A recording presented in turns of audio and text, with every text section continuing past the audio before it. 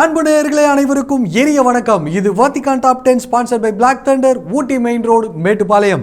Vatican top 10 நிகழ்ச்சியை ஒளிபரப்ப உதவியவர்கள் Black Thunder. Lucky Falls at Black Thunder, Ooty main road, Mettupalayam. நேயர்களே, பெரும் பாரம்பரியத்தை கொண்டிருக்கும் கத்தோலிக்க திருவின் செயல்பாடுகளை உலகறிய செய்வதே இந்த நிகழ்ச்சி நோக்கம். அந்த வகையில் இந்த வாரம் புதிய திருத்தந்தையின் முதல் பொது சந்திப்பு, கீழை திருவை பிரதிநிதிகளோடு புதிய திருத்தந்தை பணி பொறுப்பேற்ற திருப்பலி போன்ற பல நிகழ்வுகள் காத்திருக்கின்றன. அனைத்தையும் அறிந்து கொள்ள வாருங்கள் இன்றைய நிகழ்ச்சிக்குள் போகலாம்.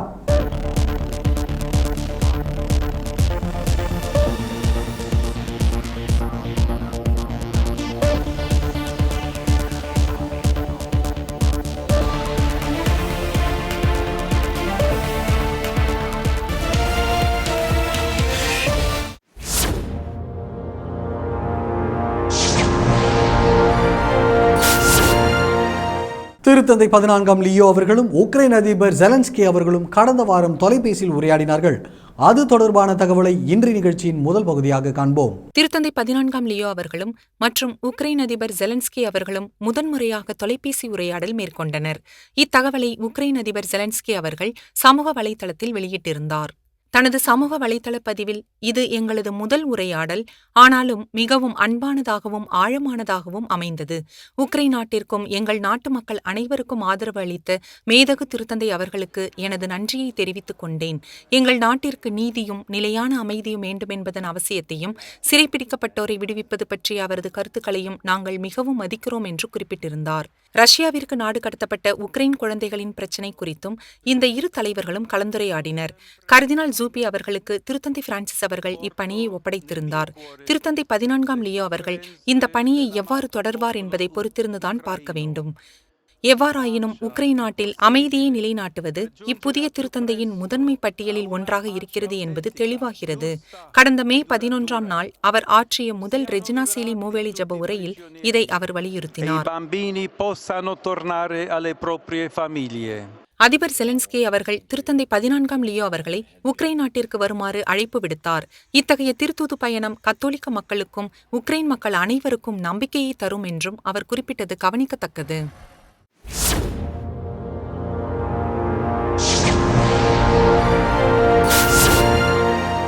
புதிய திருத்தந்தையாக தேர்ந்தெடுக்கப்பட்டிருக்கும் திருத்தந்தை 14ஆம் லியோ அவர்களின் முதல் பொது சந்திப்பு யாருடன் அமைந்தது என்ற தகவலை இந்த பகுதியில் காண்போம். கர்தினால்கள் குழுமம் கூடி புதிய திருத்தந்தையை தேர்ந்தெடுக்கும் நிகழ்வை பதிவு செய்ய உலகம் முழுவதிலும் இருந்து சுமார் 8000 பத்திரிகையாளர்கள் அனுமதிக்கப்பட்டிருந்தனர். அனைத்தும் சிறப்புற நிகழ்ந்துவிட்ட நிலையில் திருத்தந்தை 14ஆம் லியோ அவர்கள் தனது முதல் பொது சந்திப்பை அவர்களுடன் நடத்த விரும்பினார். அவரது செய்தி தெளிவாகவும் நேரடியாகவும் இருந்தது. ஊடக சுதந்திரம் முக்கியம் என்ற பலமான வேண்டுகோளை அங்கு அவர் முன்வைத்தார். உண்மையை சொல்ல முயன்ற காரணத்தால் சிறையில் அடைக்கப்பட்டுள்ள பத்திரிகையாளர்களோடு இத்திரு அவை உடனிருக்கிறது. இதன் மூலம் சிறையில் அடைக்கப்பட்ட பத்திரிகையாளர்களை விடுவிக்க நான் அழைப்பு விடுக்கின்றேன். கூடுதலாக கருத்து பரிமாற்றத்தின் போது மக்கள் பயன்படுத்தும் வார்த்தைகளையும் அவற்றின் பொருளையும் புரிந்து கொள்வதன் முக்கியத்துவத்தை திருத்தந்தை 14ஆம் லியோ அவர்கள் வலியுறுத்தினார். நாம் சில சமயங்களில் அன்பு இல்லாத பிரிவினைவாத மொழிகள் நிறைந்த பாபில் கோபுரத்தில் சிக்கிக் கொண்டிருக்கிறோம். அதிலிருந்து நாம் நம்மை வெளியே கொண்டு வருவதே தகவல் தொடர்புகளில் நாம் இன்று கொண்டிருக்கும் மிகப்பெரிய சவால்.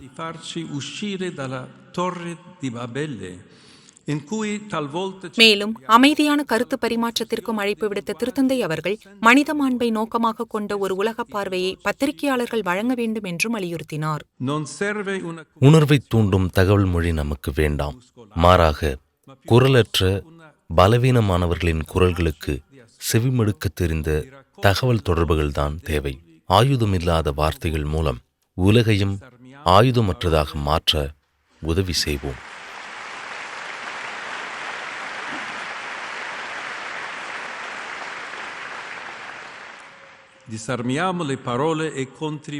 இந்த சந்திப்பின் முடிவில் பத்திரிகை என்பது எதிரி அல்ல, ஒரு நண்பன் என்று பத்திரிகையாளர்கள் கூறிய போது, அது ஏனென்றால் நாம் இருவரும் உண்மையை தேடுகிறோம் என்று திருத்தந்தை அவர்கள் கூறியது சிறப்புமிக்க தருணமாக அமைந்தது.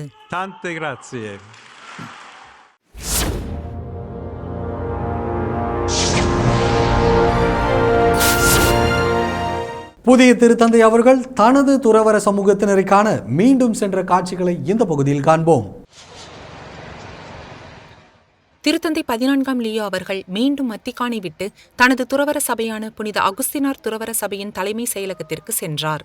இது வத்திக்கானிலிருந்து சில மீட்டர் தூரத்தில்தான் அமைந்துள்ளது. அங்கு அவர் திருப்பலி நிறைவேற்றி பின்னர் மதிய உணவும் அருந்தினார். அவர் செல்வதை காண அங்கு பல்லாயிரக்கணக்கானோர் ஆர்வத்துடன் காத்திருந்தனர். நான் அவரது கையை பார்த்தேன், நிறைய புகைப்படங்கள் எடுத்தேன்.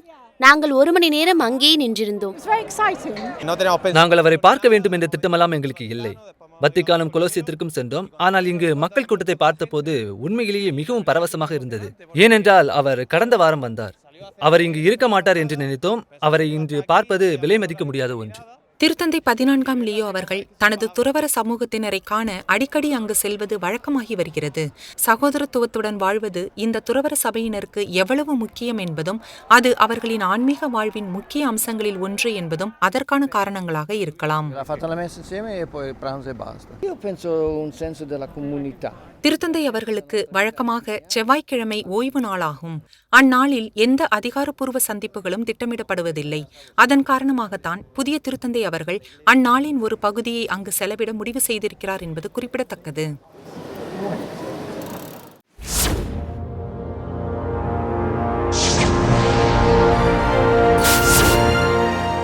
கீழை திரு அவையின் பிரதிநிதிகளை சந்தித்த திருத்தந்தை அவர்கள் அவர்களோடு பேசியவற்றை இந்த பகுதியில் காண்போம்.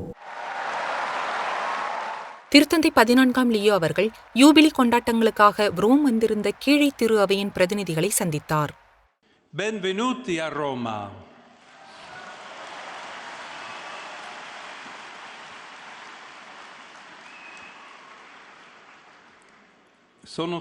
எனது திருத்தந்தை பணிக்காலத்தின் முதல் சந்திப்புகளில் ஒன்றை கீழை திரு அவைக்கு அர்ப்பணிப்பதில் நான் பெருமகிழ்ச்சி அடைகிறேன். ஒரு நூற்றாண்டுக்கு முன்பு திருத்தந்தை 13ஆம் லியோ அவர்கள் லத்தீன் வழிபாட்டு முறை கத்தோலிக்கர்கள் கிழக்கு கத்தோலிக்க திரு அவையின் பழக்க வழக்கங்களையும் நியதிகளையும் மதிக்க வேண்டும் என்று வலியுறுத்தியதை புதிய திருத்தந்தை அவர்கள் நினைவு கூர்ந்தார். மேலும் அவர் கூட்டொருங்கிணைவு, திருவழிபாடு மற்றும் ஆன்மீக மரபுகள் ஆகியவற்றை பொறுத்தவரை லத்தீன் வழிபாட்டு முறை திரு அவை கிழக்கு வழிபாட்டு முறைகளிலிருந்து கற்றுக்கொள்ள வேண்டியது அதிகம் என்ற திருத்தந்தை பிரான்சிஸ் அவர்களின் வார்த்தைகளையும் வலியுறுத்தினார். லத்தீன் மக்களிடையே விழிப்புணர்வை ஏற்படுத்துவது அவசியம். இது தொடர்பாக புலம்பெயர்ந்த கீழை கத்தோலிக்கர்களுக்கு லத்தீன் திருத்தந்தையர்கள் எவ்வாறு உறுதுணையாக இருக்க முடியும் என்பதற்கான வழிகாட்டுதல்களை வரையறுக்க எனக்கு உதவுமாறு கீழை திரு அவைக்கான பேராயத்திடம் நான் கேட்டுக்கொள்கிறேன். சமீப காலங்களாக மோதல் மற்றும் துன்புறுத்தல் காரணமாக ஏராளமான கீழை திரு அவையின் கத்தோலிக்கர்கள் தங்கள் வீடுகளை விட்டு வெளியேற வேண்டியிருந்தது. உண்மையில் மத்திய கிழக்கு பகுதிகளில் பல ஆண்டுகளாக கிறிஸ்தவ மக்கள் தொகை குறைந்து வருகிறது. இவ்வாறாக இந்த சந்திப்பு அமைதிக்காக இறைவேண்டல் செய்வதற்கான ஒரு தருணமாகவும் அமைந்தது. இந்த சந்திப்பிற்காக ரோம் நகர் வந்திருந்த உக்ரைன் கிரேக்க கத்தோலிக்க திரு அவையின் தலைவரை வாழ்த்தியது அதிகம் எதிர்பார்க்கப்பட்ட தருணங்களில் ஒன்றாக இருந்தது குறிப்பிடத்தக்கது.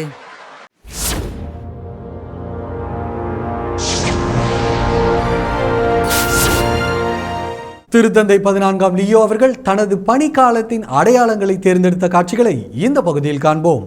திருத்தந்தை 14ஆம் லியோ அவர்கள் தனது மேலங்கி சின்னத்தை அறிவித்தார். இந்த சின்னம் அவரது ஆன்மீக அடையாளங்களையும் புனித அகுஸ்தினார் துறவற சபையின் மரபுகளையும் பிரதிபலிப்பதாய் இருக்கிறது. மேலங்கி சின்னத்தின் ஒரு புறத்தில் உள்ள நீல நிறமும் வெள்ளை லீலி மலரும் அன்னை மரியாவை குறிக்கின்றன. இது அன்னை மரியாவின் தூய்மையையும் திரு அவையுடனான அவரது பிணைப்பையும் காட்டுகிறது. மறுபுறத்தில் திருத்தந்தை 14ஆம் லியோ அவர்கள் தனது துறவற சபையின் வேர்களை பிரதிபலிக்கும் விதமாக ஒரு குறியீட்டை தேர்ந்தெடுத்துள்ளார். இதில் அம்பு துளைத்த ஒரு எரியும் இதயம் உள்ளது. இது புனித அகுஸ்தினாரின் வார்த்தைகளான உமது அன்பால் என் இதயத்தை நீர் காயப்படுத்தினீர் என்பதை நினைவூட்டுகிறது. இந்த வார்த்தைகள் புனித அகுஸ்தினாரின் தலைசிறந்த படைப்புகளில் ஒன்றான கன்ஃபெஷன்ஸ் நூலிலிருந்து எடுக்கப்பட்டது. மற்றொரு குறியீடு இதயம் வைக்கப்பட்டிருக்கும் புத்தகமாகும். இது கடவுளின் வார்த்தையை குறிக்கும். புனித அகுஸ்தினாரின் இதயத்தைப் போல அது ஒவ்வொருவரின் இதயத்தையும் மாற்றும் சக்தி கொண்டுள்ளதை குறிக்கிறது. புதிய திருத்தந்தை அவர்கள் தேர்ந்தெடுத்த விருதுவாக்கானது குறியீட்டு முக்கியத்துவம் வாய்ந்த ஒன்றாகும். அது இந்த one Christ we are one என்று ஆங்கிலத்தில் அழைக்கப்படுகிறது. இந்த விருதுவாக்கு திரு அவைக்குள் உரையாடல் மற்றும் ஒற்றுமைக்கான அழைப்பாகும். இதுவும் புனித அகுஸ்தினாரிடமிருந்தே எடுக்கப்பட்டது என்பது குறிப்பிடத்தக்கது.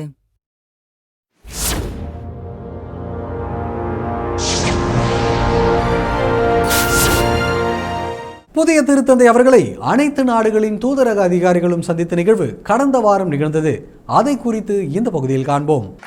திருத்தந்தை அவர்களை சந்திக்கும் அங்கீகாரம் பெற்ற அனைத்து தூதரக அதிகாரிகளுக்கும் இது மிகவும் எதிர்பார்க்கப்பட்ட ஒரு சந்திப்பாக அமைந்தது. திருத்தந்தை 14ஆம் லியோ அவர்களுடனான சிந்தனை பரிமாற்றத்திற்கான முதல் வாய்ப்பு இதுவாகத்தான் இருந்தது. புதிய திருத்தந்தை அவர்கள் தனது முன்னோடியான திருத்தந்தை பிரான்சிஸ் அவர்களின் கருத்துக்களை பின்பற்றிய ஒரு உரையை அங்கு நிகழ்த்தினார். சமூகத்தில் சமத்துவமின்மையை எதிர்த்து போராடவும், ஒரு ஆணுக்கும் பெண்ணுக்கும் இடையிலான நிலையான உறவின் அடிப்படையில் அமைந்த குடும்ப அமைப்புக்கு முக்கியத்துவம் அளிக்கவும் அவர் வலியுறுத்தினார். நாம் வாழ்ந்து கொண்டிருக்கும் இந்த மாற்றத்தின் காலகட்டத்தில் கண்ணியமற்ற பணி சூழலையும் சிதறிப்போன மற்றும் மோதல் நிறைந்த சமுதாயத்தையும் ஏற்படுத்தும் ஏற்றத்தாழ்வுகள் மற்றும் அநீதிகளைக் கண்டு திரு அவை அமைதியாக இருக்க முடியாது. இறுதியாக உலகின் ஆயுத குவிப்பு போக்கு குறித்து கவலை தெரிவித்த திருத்தந்தை 14ஆம் லியோ அவர்கள் புலம்பெயர்ந்தவர்களுக்கு உதவுமாறு அழைப்பு விடுத்தார். தானும் குடியேறியவர்களின் வழித்தோன்றல்தான் என்பதை அனைவருக்கும் நினைவூட்டி புதிய தொழில்நுட்பங்களின் முறையான பயன்பாடு மற்றும் சுற்றுச்சூழல் பாதுகாப்பு குறித்தும் அவர் வலியுறுத்தியது குறிப்பிடத்தக்கது.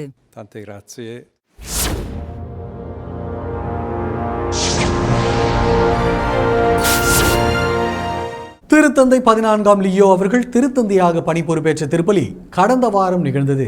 அந்த காட்சிகளை இந்த பகுதியில் காண்போம். இது ஒரு வழக்கமான திருப்பலி அல்ல. ஒற்றுமை மற்றும் அன்பிற்கு அழைப்பு விடுக்கும் திருத்தந்தை 14ஆம் லியோ அவர்கள் பணி பொறுப்பேற்கும் தொடக்க திருப்பலி. இத்திருப்பலியானது நல்லாலோசனை அன்னையின் தலைமையில் நிறைவேற்றப்பட்டது.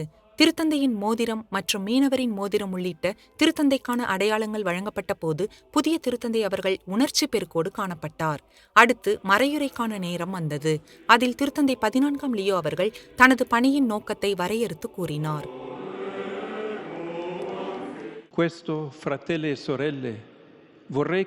சகோதர சகோதரிகளே, ஒருங்கிணைந்த திரு அவைதான் நமது முதல் விருப்பமாக இருக்க வேண்டும். நாம் வாழும் இந்த காலகட்டத்தில் வெறுப்பின் காரணமாக உண்டாகும் முரண்பாடுகளையும் வன்முறை பாரபட்சங்களையும் காண்கிறோம். மேலும் பூமியின் வளங்களை சுரண்டி ஏழைகளை ஓரம் கட்டும் பொருளாதார திட்டங்கள் மூலமாக ஏற்படும் காயங்கள் பலவற்றையும் காண்கிறோம். Dalla violenza, dai pregiudizi, dalla paura del diverso, da un paradigma economico che sfrutta le risorse della terra ed emargina i più poveri. புதிய திருத்தந்தை அவர்கள் தனது பணிக்காலத்தின் அடிப்படை நோக்காக ஒற்றுமை என்பதை குறிப்பிட்டதோடு இந்த காலகட்டத்தில் திரு அவைக்குள் கொண்டுவர விரும்பும் உணர்வை குறித்தும் பேசினார். நம்மை ஊக்குவிக்க வேண்டிய மறைத்தூது உணர்வு இதுதான். நாம் நம்மை சிறிய குழுவிற்குள் அடைத்துக் கொள்ளவோ இவ்வுலகத்தை விட உயர்ந்தவர்களாக நினைத்து கொள்ளவோ கூடாது. கடவுளின் அன்பை அனைவருக்கும் வழங்கவே நாம் அழைக்கப்பட்டுள்ளோம். அதனால் ஒற்றுமை உருவாகும். இந்த ஒற்றுமை வேறுபாடுகளை அழிப்பதில்லை, மாறாக ஒவ்வொருவரின் தனிப்பட்ட வரலாற்றையும் ஒவ்வொருவரின் சமூக மற்றும் மத பண்பாடுகளையும் மதிக்கிறது. சகோதர சகோதரிகளே, இது அன்பின் நேரம். இத்திருப்பலியில் மரபுறுதி திரு அவையின் பிரதிநிதியான முதுபெரும் தந்தை பர்த்தலோமேயோ அவர்களும் கலந்து கொண்டார். அரசியல் தரப்பில் அமெரிக்க துணைத் தலைவர் ஜே.டி. வான்ஸ் அவர்களும் வெளியுறவு செயலர் மார்க்கோ ரூபியோ அவர்களும் பங்கேற்றனர். உக்ரைன் அதிபரும் இந்த விழாவில் கலந்து கொண்டார். ரஷ்யா தனது பண்பாட்டுத்துறை அமைச்சரை அனுப்பியிருந்தது. இத்திருப்பலி கொண்டாட்டத்தின் முடிவில் புதிய திருத்தந்தை அவர்கள் வத்திக்கானுக்கு திரும்பி அங்கு வந்திருந்த பல தூதுக்குழுவினரை வாழ்த்தியது சிறப்புமிக்க தருணமாகும்.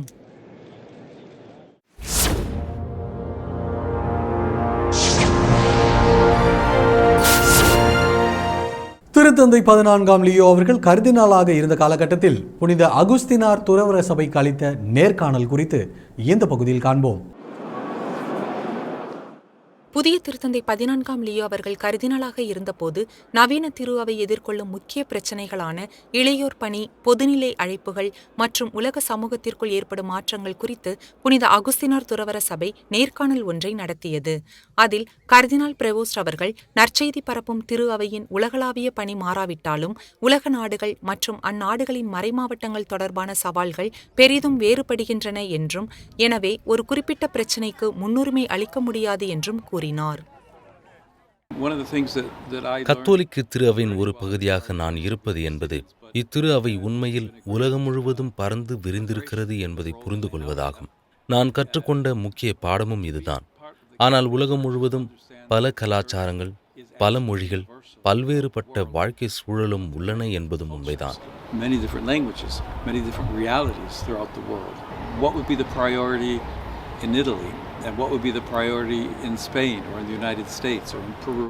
பின்னர் அவர் இளையோருக்கும் திரு அவைக்கும் இடையிலான உறவு குறித்தும், துறவற வாழ்வு மற்றும் திருத்தொண்டுக்கான அழைப்புகள் முன்பை விட ஏன் குறைவாக உள்ளன என்பது குறித்தும் பேசினார். There are thousands and thousands of young தங்கள் நம்பிக்கையை வாழ்வாக்க உதவி தேடும் ஆயிரக்கணக்கான இளைஞர்கள் இங்கே இருக்கிறார்கள். அதை நிறைவேற்றுவதுதான் முதல் நோக்கமாகவும் இருக்க வேண்டும் என்று நான் நினைக்கிறேன். நமது முன்னுரிமை அழைத்தல்களை தேடுவதாக இருக்க முடியாது. நமது முன்னுரிமை நற்செய்தியை வாழ்வாக்குவது. உலகின் சில பகுதிகளில் கடந்த காலத்தை விட தற்போது இறை அழைத்தல் குறைவாக உள்ளது என்பது உண்மைதான். இது ஒரு கவலைதான். ஆனால் இது ஒரு முதன்மையான கவலை என்று நான் நினைக்கவில்லை. சில சமயங்களில் நாம் நமது நம்பிக்கையை வாழ்வாக்க கற்றுக்கொண்டால், மற்றவர்களை, குறிப்பாக இளைஞர்களை திரு அவைக்குள் எவ்வாறு அழைக்கலாம் என்பதை கற்றுக்கொண்டால் இறை அழைத்தல்கள் தொடர்ந்து நிகழும் என்று நான் நினைக்கிறேன். கர்தினாலாக இருந்த பிரவோஸ்ட் அவர்கள் திரு அவையில் பொது நிலையினரின் பங்கு குறித்தும் சிந்தித்தார். பொது நிலையினருக்கு திரு அவையில் மிக முக்கியமான பங்கு உள்ளது. திருத்தந்தை பிரான்சிஸ் அவர்கள் கூறுவது போல, பொது நிலையினர் பணி என்பது குருக்களின் பங்கை எடுத்துக்கொள்வது அல்ல, மாறாக தங்கள் திருமுழுக்கின் மூலமாக திரு அவையின் ஒரு பகுதியாக வாழ்வதாகும்.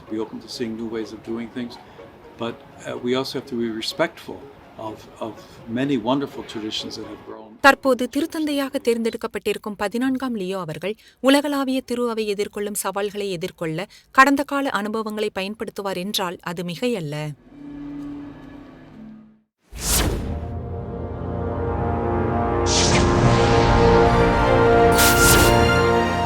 ஹானரின் ஆமர் என்ற ஆவணப்படத்தின் இயக்குனர் ஜெசூஸ் கார்சஸ் அவர்கள் புதிய திருத்தந்தை அவர்கள் குறித்து பகிர்ந்து கொள்ளும் தகவலை இந்த பகுதியில் காண்போம்.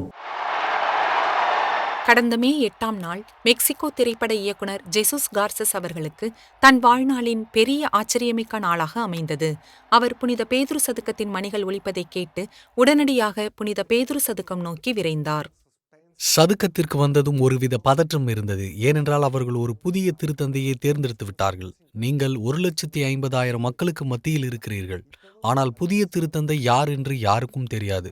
எல்லோரும் பேதுரு சதுக்கத்தின் முற்றத்தை நோக்கிய வண்ணம் இருந்தனர். அங்கிருந்துதான் அவர் வெளியே வந்தார். அவரை என்னால் பார்க்க முடியவில்லை. அதனால் திருத்தந்தை யார் என்று எனக்கு தெரியவில்லை.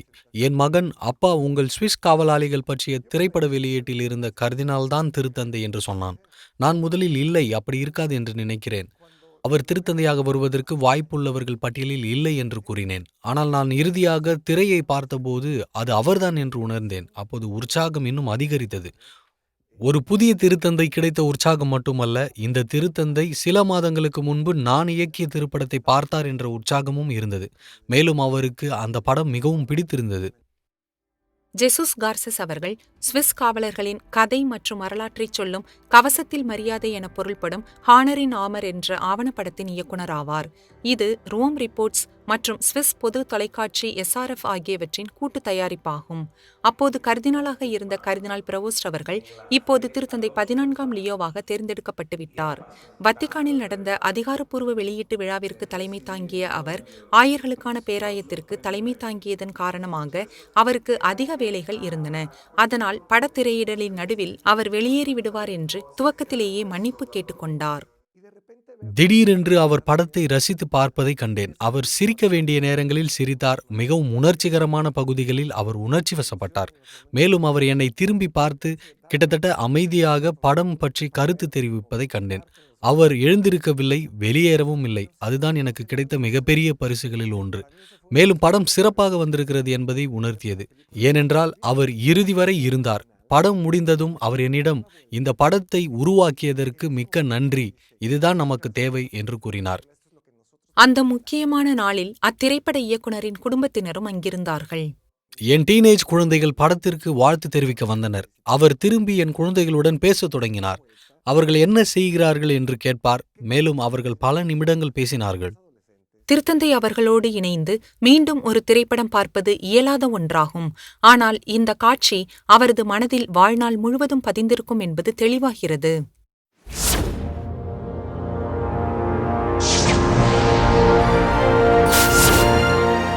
5 மருத்துவர்கள் விரைவில் புனிதர்களாக அறிவிக்கப்படவிருக்கிறார்கள். அவர்கள் யார் யார் என்ற கேள்விக்கான பதிலை இந்த பகுதியில் காண்போம். 5 மருத்துவர்களை புனிதர்களாக அறிவிக்க வேண்டும் என்பதற்கான காரணங்களை அதன் வேண்டுகையாளர்கள் பகிர்ந்து கொள்கிறார்கள்.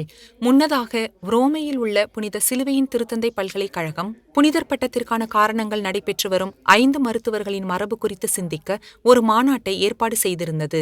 இந்த 5 பேர்களில் ஒருவர் ஜெரோம் லெஜியோன் ஆவார். இவர் 1959ஆம் ஆண்டு ட்ரைசோமி 21 எனப்படும் மரபியல் குறைபாட்டுக்கான காரணத்தை கண்டுபிடித்தார்.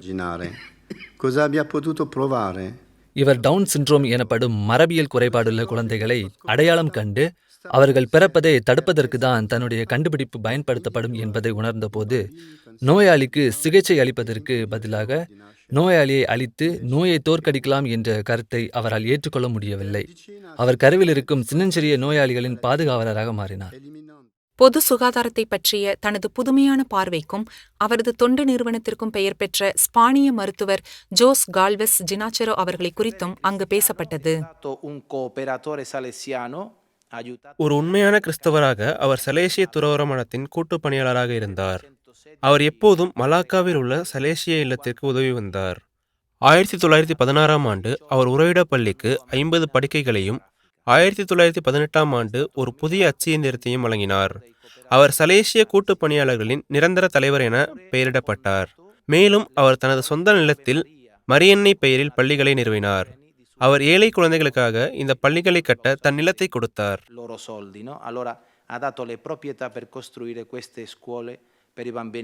குவாதமாலா மருத்துவரும் மற்றும் குழந்தைகள் மருத்துவத்தின் முன்னோடியுமான எர்னஸ்டோ கோஃபினோ அவர்கள் அவரின் மனிதாபிமான பணிக்காகவும் முன்மாதிரியான நம்பிக்கை வாழ்விற்காகவும் புனிதராக அறிவிக்கப்படவிருக்கிறார். எர்னஸ்டோ அவர்கள் எப்போதும் தொழில்முறை அர்ப்பணிப்புடன் செயல்பட்டார். மேலும் அவர் தனது தொழில் வாழ்க்கையில் தொடக்கத்திலிருந்தே வளங்கள் இல்லாதவர்களுக்கு, குறிப்பாக குழந்தைகளுக்கு தனது நாட்டின் கிராமப்புற பகுதிகளிலும் மருத்துவ சிகிச்சை கிடைக்க முயற்சிகள் மேற்கொண்டார். அவர் தனது விஞ்ஞான நிபுணத்துவத்தை தேவையில் இருப்போர் உட்பட அனைவருக்கும் சேவையாற்ற பயன்படுத்தினார். உண்மையில் அவர் பெரிய மரியாதைக்குரியவராக மாறினார். அவர் குவாதமாலாவில் மிகப்பெரிய மருத்துவமனையில் குழந்தைகள் துறை இயக்குநராக இருந்தார். 1936ஆம் ஆண்டு அவர் குவாதமாலாவில் ஒரு குழந்தைக்கு முதல் இரத்த மாற்று அறுவை சிகிச்சையை மேற்கொண்டார். இந்த மாநாடு பொது நிலையினரும் புனிதத்துவத்தை அடைய முடியும் என்பதை நினைவூட்டியது. இந்த மருத்துவர்களை தன்னலமற்ற சேவைக்கு எடுத்துக்காட்டாக வேண்டுகையாளர்கள் முன்வைத்தது சிறப்புக்குரியது. என் அன்பு நேயர்களே, இன்றைய நிகழ்வுகள் அனைத்தும் நீங்கள் பயன்பெறும் வகையில் அமைந்திருக்கும் என்று நாங்கள் நம்புகிறோம். மீண்டும் அடுத்த வாரம் உங்களை சந்திக்கிறோம். இது Vatican top 10 sponsored by Black Thunder, Ooty main road, Mettupalayam. நன்றி, வணக்கம். மரியே வாழ்க. வத்திக்கான் டாப் 10 நிகழ்ச்சியை ஒளிபரப்ப உதவியவர்கள் Black Thunder. Lucky Falls at Black Thunder, Ooty Main Road, Mettupalayam.